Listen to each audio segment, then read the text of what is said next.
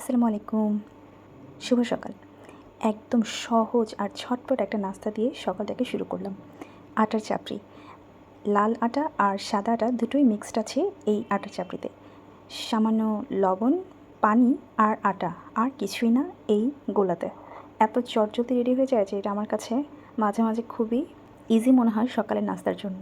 কখনোই সকালে রুটি বানাতে পারি না, হয়তোবা বিকেলে অথবা রাতে বানিয়ে রাখি, সেটা দিয়ে সকালটা শুরু হয়ে যায়। আর মাঝে মাঝে যখন রুটিটা বানানো থাকে না, তখন এই চাপড়িটাই ভরসা। আর খেতে কিন্তু ভালোই মজা লাগে। আর ইনস্ট্যান্ট যখন খাওয়া হয়, মানে সাথে সাথে যখন খাওয়া হয়, এটা কিন্তু ভালো ক্রিস্পি থাকে। চায়ের সাথে তো একদম জমে যায়। বেশিরভাগ সময়ই আমি আর আমার শাশুড়ি দুজনেই শুধু চা দিয়েই খেয়ে ফেলি। বাচ্চাদের নাস্তাটা একদমই ভিন্ন থাকে। আর সজীব মাঝে মাঝে খেয়ে বের হয়, মাঝে মাঝে না খেয়েই বের হয়ে যায়। তো চা আর চাপড়ি খেয়ে রান্না শুরু করলাম। আজকে কলিজা বের করেছিলাম। কলিজাটা একদম ফুটন্ত পানিতে আগে সিদ্ধ করে ফেলে নেব ময়লাগুলো। আমি এদিকে পাশাপাশি মশলাটা কষিয়ে নিচ্ছিলাম। একদম লাল লাল করে, একটু ঝাল ঝাল করে কলিজাটা ভুনা করব। সিদ্ধ করার পর আমি ভালো করে আবার ধুয়ে তারপর এই মশলার ভেতরে কলিজাটা দিয়ে দিয়েছি।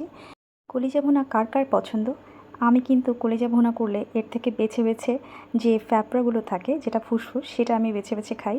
আর আমার হাজব্যান্ডের পছন্দ কলিজার অংশ। আসলে দুইজনের পছন্দ দুই রকম হলে কিন্তু সুবিধাও আছে। যার যেটা পছন্দ সে বেছে বেছে সেটাই খেতে পারে। বাসায় কলিজা ভুনা করলে আমরা বড়রা তো খুশি, কিন্তু বাচ্চাদের মুখ গোমড়া হয়ে যায়। ওরা মোটেও পছন্দ করে না কলিজা খেতে। আর কলিজা ভুনা হবে, সাথে খিচুড়ি হবে না, সেটা কি হতে পারে? অল্প করে একটু খিচুড়ি হাতে মেখে বসিয়ে দিয়েছিলাম। আসলে কাজের চাপে নিজেকে সামাল দিতে পারছিলাম না। সব কিছু মিলিয়ে একটু হিমশিমই খাচ্ছি। এই জন্য যতটা সহজে করা যায় সেই ততটা সহজ পন্থাই আসলে খুঁজে বের করি। যাদের ঘরে বাচ্চা কাচ্চা আছে তারা আমরা জানি যে পরীক্ষার সময় কতটা আমাদের হ্যাসেল যায়। খিচুড়ি রান্না কমপ্লিট হয়ে গেলেও আমার কাজ কিন্তু শেষ হয়নি। আবার বাচ্চাদের জন্য পাস্তা রান্না করেছি চিকেন কিমা দিয়ে। আর বিফ প্রোটিনটা বাইরে থেকে কেনা ছিল, পাইনওডের প্রোটিন। বাচ্চাদের খুবই পছন্দের, আমিও পছন্দ করি। সো ওদের লাঞ্চটা ছিল পাস্তা আর বিফ প্রোটিন।